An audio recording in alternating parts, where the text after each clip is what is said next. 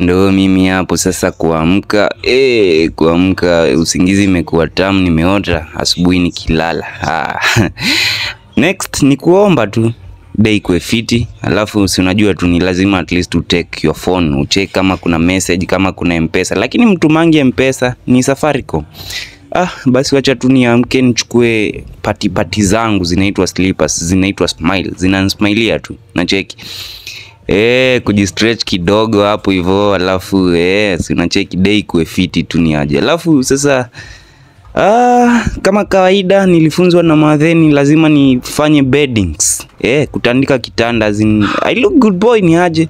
Ndo hata nikipata manzi aseme alinipata kama mimi ni mchafu. Alafu najua the next step ni kufanya nini? Ni maji.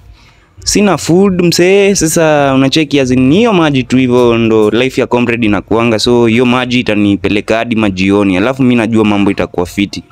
Alafu na make sure nimekunywa glass 2. Ukinipata huko nje mimi na glow, unashangaa siri ni gani? Siri inakuanga kunywa maji msee. Yo.